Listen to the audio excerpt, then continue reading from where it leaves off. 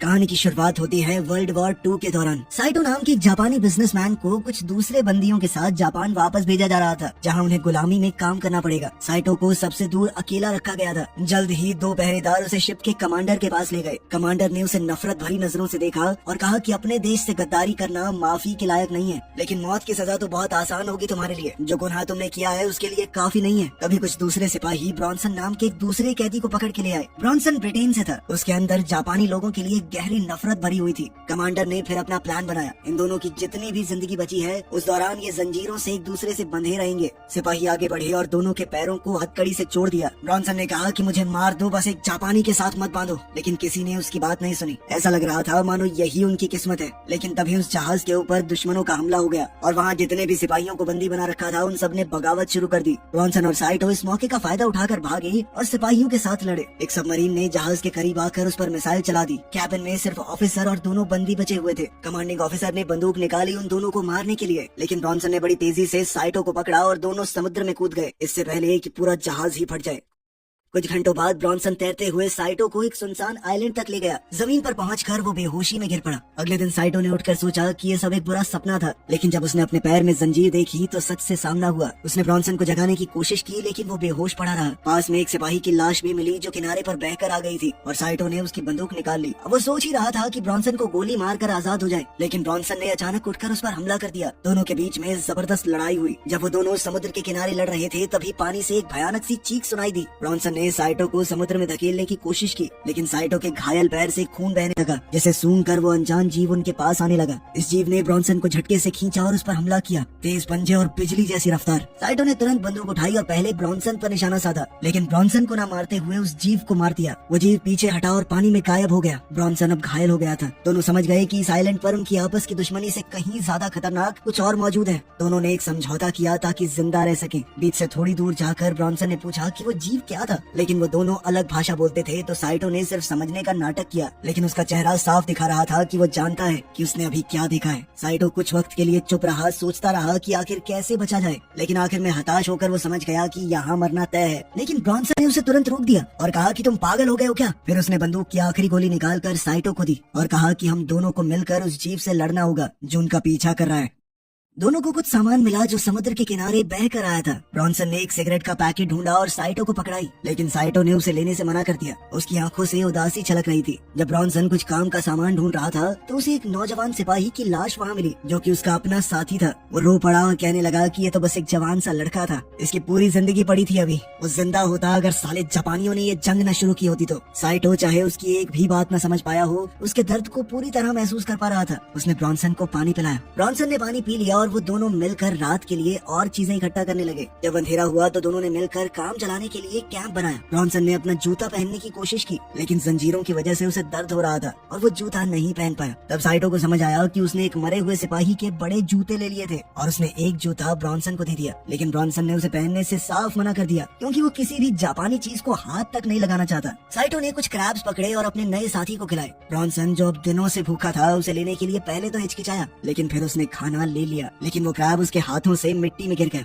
Cyto ने ये देखकर अपना क्रैब उसे दे दिया। ब्रॉन्सन ने पहले तो मना कर दिया, लेकिन फिर साइटो ने जिद की और क्रैब उसके पास रख दिया। ब्रॉन्सन बहुत भूखा था। जैसे ही उसने क्रैब को चखा उसे बहुत पसंद आया। धीरे धीरे दोनों एक दूसरे के साथ थोड़ा खुलने लग गए। फिर ब्रॉन्सन ने अपने बारे में ढंग से बताया और साइटो कुछ कुछ समझ पा रहा था। वो उसका नाम लेना भी सीख गया। फिर उसने बताया कि मेरा नाम साइटो है। ब्रॉन्सन ने पूछा कि हम इन जंजीरों का क्या करें, लेकिन साइटो चुप रहा। बाद में ब्रॉन्सन ने एक हथियार बनाया ताकि चेन काटी जा सके। उसने कोशिश की, लेकिन वो कामयाब नहीं हुआ। तभी साइटो ने चेन के कमजोर हिस्से की तरफ अपने पैर से इशारा करते हुए जापानी में कुछ कहा। ब्रॉन्सन समझ नहीं पाया, लेकिन उसका इशारा देखकर उसने सोचा कि क्या उसे कोशिश करनी चाहिए। साइटो ने उसे हौसला दिया और 2 बार करते ही चेन ढीली पड़ गई। अब ब्रॉन्सन की बारी थी और साइटो ने हथियार मांगा, जिससे ब्रॉन्सन थोड़ा घबरा गया, लेकिन फिर भी उसने भरोसा किया। जब साइटो ब्रॉन्सन के पैर के पास चेन पर मारने लगा तो ब्रॉन्सन ने कहा कि भाई मुझसे नहीं देखा जाएगा, मैं अपनी आंखें ढक रहा हूँ। ये बात सुनकर साइटो हंस दिया। फिर एक ही बार में उसने ब्रॉन्सन को आजाद कर दिया। ब्रॉन्सन खुशी से झूम उठा कि उसका पैर नहीं गया और वो दोनों खुशी खुशी से जश्न मनाने लगे, लेकिन उनकी आवाज ने अंधेरे में छुपी हुई किसी चीज का ध्यान खींच लिया। साइटो को महसूस हुआ कि कोई चीज उनके पास आ रही है और दोनों सतर्क हो गए, लेकिन वो प्राणी जल्द ही वहाँ से गायब हो गया। दोनों ने हथियार उठाए और सबूत ढूंढने निकल पड़े। साइटो को रेत में कुछ निशान मिले और उसने एक छोटी सी जांच शुरू की, लेकिन तभी एक आवाज ने उसका ध्यान खींच लिया। जब उन्होंने पलट कर देखा तो पता चला कि ये तो दो जापानी फौजी हैं, जिनके साथ एक कैदी भी है। ब्रॉन्सन को शक हुआ कि साइटो अब उसका साथ छोड़ देगा, लेकिन साइटो ने ब्रॉन्सन को दिखाने के लिए कि वो उस पर भरोसा कर सकता है, अपना हथियार उसे दे दिया और कहा कि जल्दी से छुप जाओ। साइटो वहीं रुक गया और उसने देखा कि खाना उबल रहा है। अभी एक फौजी को कुछ महक आई और वो देखने गया, जहाँ उसे लगा कि कोई कैंप में सो रहा है। साइटो सामने आ गया और कहा कि गोली मत चलाना, और ब्रॉन्सन दूर से ये सब देखता रहा। फौजियों को ये नहीं पता था कि साइटो को एक गद्दार घोषित किया जा चुका है, इसीलिए वो उस पर भरोसा करने लगे। लेकिन ब्रॉन्सन ये नहीं जानता था कि असली खतरा उसके बिल्कुल पीछे है। कैंप में साइटो ने अपने पुराने साथियों से पूछा कि क्या कोई बचा है। उस आदमी ने जवाब दिया कि सिर्फ हम लोग ही बचे हैं, क्योंकि उन्होंने लाइफ जैकेट पहनी हुई थी, बाकी सब डूबकर मर गए। ब्रॉन्सन को थोड़ा देर से समझ आया कि समुद्र का वो जीव उसके पीछे है। वो इतना डर गया कि समझ नहीं पाया क्या करना चाहिए, और आखिरकार उसने अपनी आंखें बंद कर ली। लेकिन जब उसने दोबारा आंखें खोली तो देखा कि वो डरावना जानवर वहाँ से गायब हो चुका है। अब जापानी फौजी साइटो से पूछताछ कर रहे थे कि क्या पक्का यहाँ पर कोई और नहीं है। साइटो ने कहा कि वो अकेला है, लेकिन सिपाहियों को शक हो गया, क्योंकि उन्हें ब्रॉन्सन के वहाँ होने के कुछ सुराग मिले थे। एक फौजी अपनी तलवार लेकर उठा और कहने लगा कि जहाज डूबने से पहले एक अफवाह उड़ी थी कि एक गद्दार और दुश्मन को एक साथ जंजीर से बांध दिया गया है। जब उन्होंने साइटो के पैर से कपड़ा हटाया तो वो समझ गए कि साइटो एक गद्दार है। दूसरे फौजी ने उससे पूछा कि वो भगौड़ा कहाँ पर है। साइटो ने कहा कि वो मर चुका है, और उसने एक कब्र की ओर इशारा किया जहाँ उन लोगों ने ब्रॉन्सन के दोस्त को दफनाया था। एक जापानी फौजी ने कहा कि साइटो सिर्फ एक गद्दार नहीं, झूठा भी है, और धमकी दी कि अगर उसने सच नहीं बताया तो वो उसका गला काट देगा। तभी एक भयानक दहाड़ पूरे टापू पर गूंजी और सब लोग रुक गए। वहाँ मौजूद दूसरा कैदी डर के मारे चिल्ला पड़ा कि ये जीव जो भी है इंसान तो नहीं है। वो घुटने के बल गिर गया और अपने बचाव के लिए प्रार्थना करने लगा। एक सैनिक ने सबसे छोटे सिपाही से कहा कि जाके देखो किस चीज की आवाज है। वो ब्रॉन्सन के पास पहुंचा। ब्रॉन्सन ने एक सूखी पेड़ की टहनी पर पैर रखा और आवाज आई। सैनिक उसकी तरफ बढ़ने लगा, लेकिन तभी जानवर की गुर्राहट की आवाज सुन के वो दूसरी तरफ भागा। वो सैनिक जंगल के रास्ते गुफा के गेट तक पहुंचा और अंदर घुस गया।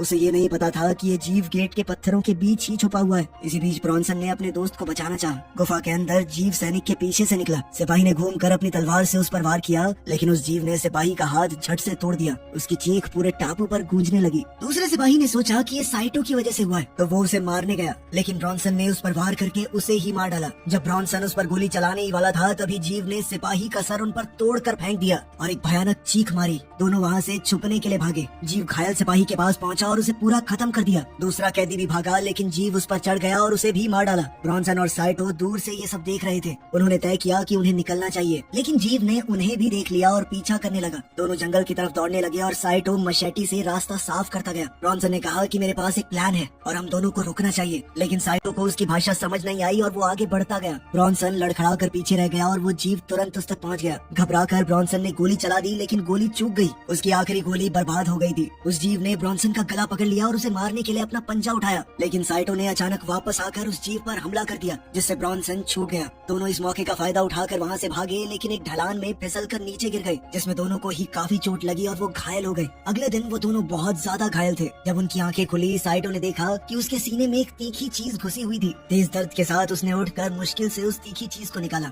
उस वक्त ब्रॉन्सन एक सड़े हुए लकड़ी के टुकड़े पर पड़ा था, जो झरने के किनारे लटका हुआ है। जब उसने हिलने की कोशिश की तो वो लकड़ी झूलने लगी और ब्रॉन्सन संतुलन बनाने के बावजूद फिसल गया। नीचे एक पत्थर से टकराया और पानी में गिर गया। पानी के नीचे उसे पहले हमले की यादें आने लगी और मुश्किल से तैरकर जैसे तैसे वो किनारे पर पहुंचा।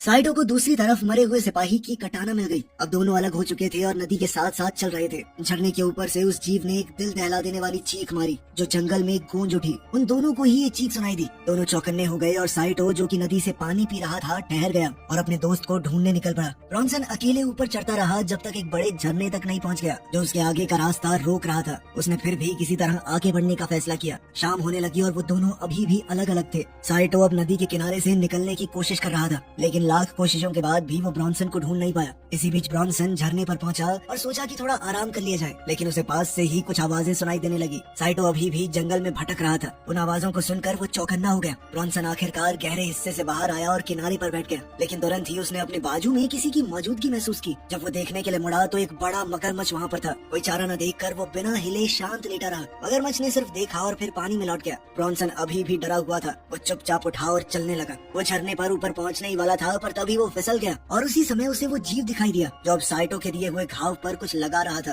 ब्रॉन्सन को समझ आया कि ये कोई बेवकूफ जीव नहीं है, वो सोच समझ सकता है, अपने घावों को ठीक कर सकता है। और अब वो इस कोशिश में लग गया कि कैसे साइटो को ये बात बता सके, लेकिन गलती से वो एक आवाज कर बैठा और फिर किसी तरह छुप कर वहाँ से निकलने की कोशिश में लग गया। वो छुप कर देखता रहा जब वो जीव नदी के किनारे जा रहा था। तभी अचानक उसी मगरमच्छ ने जीव पर हमला कर दिया और उसे घसीट कर ले गया। पानी तुरंत लाल हो गया और कुछ देर तक मगरमच्छ सांस लेने के लिए तड़पा। तभी उस जीव ने पानी से उभर कर उसे 2 हिस्सों में चीर दिया। ब्रॉन्सन ये देखकर और भी ज्यादा डर गया। उस जीव ने एक और बेहद तीखी चीख मारी जो दूसरी ओर साइटो तक पहुंच गई। ब्रॉन्सन तुरंत भागा। साइटो अब भी जंगल में उसे ढूंढ रहा था। कुछ देर बाद अचानक से साइटो ने एक अजीब सी चीज देखी। वो पास गया तो देखा कि एक लाश पेड़ से बंधी हुई थी। ये देखकर वो बेहद डर गया और एक गड्ढे में लड़खड़ा कर गिर पड़ा। गड्ढे के अंदर साइटो को एक और वैसे ही जीव का सर मिला। वो कुछ देर तक उस नजारे को देखता रहा और फिर समझ गया कि ये मर चुका है। एक नई उम्मीद के साथ उसने वहाँ से निकलने का फैसला किया और लाश के पास कुछ काम की चीजें ढूंढने लगा। उसे लाश के हाथ में एक बंदूक मिली और जमीन पर गिरे गोली के खोखे को देखकर उसे पता चला कि इस आदमी ने ही उस जीव को मारा होगा।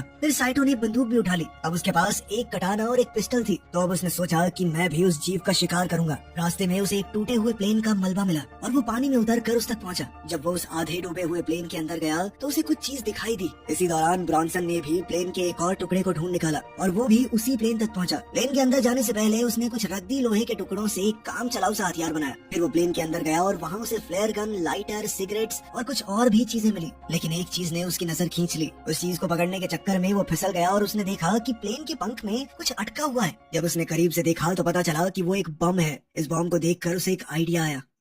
अब ब्रॉन्सन ने थोड़ी देर आराम किया और एक सिगरेट जलाई। सिगरेट पीते हुए उसे किसी के कदमों की आहट सुनाई दी। जब उसने मुड़कर देखा तो वहाँ साइटो खड़ा था। ब्रॉन्सन ने उससे पूछा कि वो कांप क्यों रहा है और साथ ही उसे सिगरेट थमा दी। साइटो ने मना कर दिया और कहा कि उसे कुछ जरूरी दिखाना है। ब्रॉन्सन को कुछ समझ नहीं आया तो साइटो ने अपने लाइटर का इस्तेमाल करके उसे समझाने की कोशिश की। दोनों एक साथ एक गुफा तक गए और वहाँ पहुंचकर साइटो ने एक अजीब सी चीज की ओर इशारा किया। दोनों ने देखा कि वैसे ही एक मादा एक और अंडे को सेक रही थी। ब्रॉन्सन धीरे धीरे उसके पास गया लेकिन साइटो ने उसे चेतावनी दी कि एक मादा है, इससे दूर रहो। ये अपने घर और बच्चे को बचाने के लिए बहुत ज्यादा खतरनाक हो जाती हैं। लेकिन ब्रॉन्सन ने कहा कि वो बिना उसे मारे यहाँ से जाएगा नहीं। साइटो ने उसे समझाने की कोशिश की कि अगर हमने एक मादा को मार दिया तो ये बाकी के जीव बहुत ज्यादा खतरनाक हो जाएंगे, वो किसी भी हाल में हमें खत्म करके रहेंगे। लेकिन ब्रॉन्सन ने कहा कि या तो वो जिंदा रहेंगे या हम। उसके पास एक आइडिया था और उसने साइटो से अपने साथ चलने के लिए कहा। फिर ब्रॉन्सन ने साइटो को वो बम दिखाया जो उसे प्लेन में मिला था और कहा कि मुझे ये उस मॉन्स्टर के घर तक ले जाने में मदद करो। दोनों मिलकर बहुत मुश्किल से बम वहाँ ले गए। वहाँ पहुँचकर उन्होंने देखा कि ट्रिगर टेढ़ा हो गया है। ब्रॉन्सन ने उसे ठीक करने की कोशिश की लेकिन साइटो ने कहा कि जल्द से जल्द यहाँ से निकलते हैं, कभी भी फट सकता है ये। इसी बीच वो मादा अपनी गुफा की तरफ लौट रही थी। ब्रॉन्सन ने कहा कि प्लेन में एक इमरजेंसी हथौड़ा है, वो काम आ सकता है, लेकिन वहाँ उनमें से किसी को रुकना पड़ेगा ताकि वो बम को एक्टिवेट कर सकें। साइटो ने उदासी से कहा कि मेरी वजह से हम लोग यहाँ पर हैं और वो वहीं रुकने के लिए तैयार हो गया। लेकिन तभी उन्हें उस मादा की गरज सुनाई दी। दोनों ने ही बाहर जाने का फैसला किया। जॉनसन ने एक फ्लेयर जलाई ताकि वो अंधेरे में देख सके। जब साइटो पहरा दे रहा था तब जॉनसन हथौड़ा निकालने की कोशिश करने लगा लेकिन हथौड़ा फंसा हुआ था और उसे खींचने में बहुत जान लग रही थी। तभी एक मॉन्स्टर साइटो के सामने आया और साइटो तुरंत लड़ने को तैयार हो गया। दोनों के बीच जबरदस्त लड़ाई हुई और वो जीव बहुत ही सेफ और समझदार तरीके से लड़ रहा था। आखिर में ब्रॉन्सन हथौड़े को प्लेन से निकालने में कामयाब हो गया। साइटो ने डट कर उस मॉन्स्टर का मुकाबला किया और उसे प्लेन के करीब धकेल दिया। ब्रॉन्सन को हथौड़े से कई बार वार करने का मौका मिला। वो दोनों ही उस जीव के साथ लड़ाई में लग गए और कुछ देर के लिए उसे कोने में दबा भी दिया। लेकिन जब उन्होंने आसमान की तरफ देखा तो उन्हें आग धीरे धीरे बुझती हुई नजर आने लगी। फिर जब उन्होंने सामने देखा तो वो जीव वहाँ से गायब हो चुकी थी। फिर दोनों जल्दी से गुफा की तरफ लौटे ताकि काम पूरा कर सके। साइटो एक बार फिर से पहरा देने लगा जबकि ब्रॉन्सन बम के लैच को ठीक करने की कोशिश कर रहा था। जैसे ही ब्रॉन्सन ने वो लैच ठीक किया उस जीव ने पीछे से हमला बोल दिया लेकिन साइटो ने तुरंत उस जीव के सीने में छुरा घोंप दिया। जैसे ही वो उसका सर काटने की तैयारी कर रहा था तो उस जीव ने उसे दीवार पर दे मारा और फिर वापस ब्रॉन्सन पर हमला किया और उसे भी जबरदस्त हमला करके घायल कर दिया। साइटो ने जैसे तैसे अपनी हिम्मत बटाई, उठा और अपना हथियार भी उठाया और एक ही झटके में उस जीव की आंख में गोली मार दी। जिसके बाद उस मॉन्स्टर ने ब्रॉन्सन को छोड़ दिया। साइटो ने दोबारा गोली चलाई लेकिन चूक गया, इसीलिए उसने अपना निशाना बदला और उस जीव के अंडे पर गोली चला दी। अंडे में विस्फोट हुआ और उस मादा का एक बच्चा जमीन पर गिरा जिसे देखकर वो मादा गुस्से से बौखला गई। साइटो अपने दोस्त की मदद करने के लिए दौड़ा लेकिन ब्रॉन्सन काफी बुरी तरह से घायल था। ब्रॉन्सन ने अपनी सारी चीजें साइटो को दे दी और कहा कि जल्दी से निकल जाओ। जब वो मादा अपने बच्चे को गोद में उठाकर बैठी हुई थी तो साइटो दर्द में था लेकिन फिर भी मजबूरी में अपने दोस्त को छोड़कर गुफा से भागा। फिर वो मादा ब्रॉन्सन के पास आई। ब्रॉन्सन ने तुरंत बम को एक्टिवेट कर दिया। ब्रॉन्सन ने तुरंत काउंटडाउन शुरू किया लेकिन जब वो 3 तक पहुंचा तो बम फटा ही नहीं। तभी उसे अपने दोस्त साइटो की बात याद आई। उसने साइटो के बताए तरीके से बम को एक्टिवेट किया और एक बहुत बड़ा धमाका हुआ जिसे साइटो ने दूर से देखा।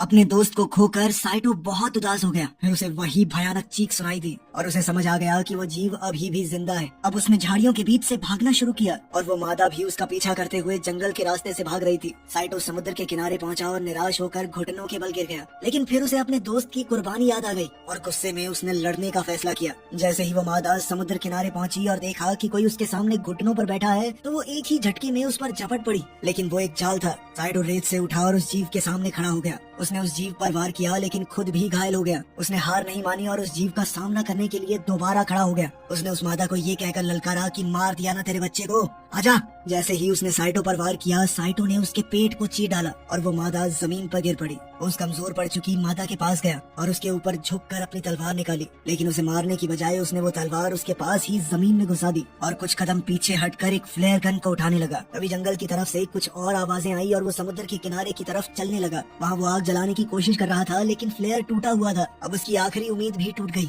एक थका और हारा हुआ साइटो रेत पर गिरकर बेहोश हो गया। कुछ घंटों बाद साइटो की आंख एक अमेरिकी जहाज पर खुली जहाँ एक ऑफिसर उससे पूछताछ कर रहा था। साथ में एक जापानीज ट्रांसलेटर भी था। ऑफिसर ने पूछा कि क्या ब्रॉन्सन ने उसकी मदद की थी, लेकिन साइटो चुप रहा। फिर ऑफिसर ने ट्रांसलेटर से कहा कि इससे पूछो इसने क्या किया है, इसका जुर्म क्या था। साइटो ने जवाब दिया कि मैंने अपने ही कमांडर को मार दिया क्योंकि वो बेकार ही मेरे सारे साथियों को मौत की तरफ धकेल रहा था। ऑफिसर फिर से ब्रॉन्सन के बारे में बात करने लगा और साइटो को उसके साथ बताए हुए पल याद आ रहे थे। आखिर तक आते आते वो दोनों सच्चे दोस्त बन गए थे। ऑफिसर ने पूछा कि क्या कोई और भी जिंदा है उस आइलैंड पर। साइटो ने कहा कि वहाँ कोई नहीं बचा। फिर वो जहाज की खिड़की से बाहर देखने लगा। जब उनका जहाज किनारे से दूर जा रहा था तब पता चला कि वहाँ तो वैसे कई और जीव भी जिंदा हैं और इस आइलैंड पर उनका ही राज रहेगा।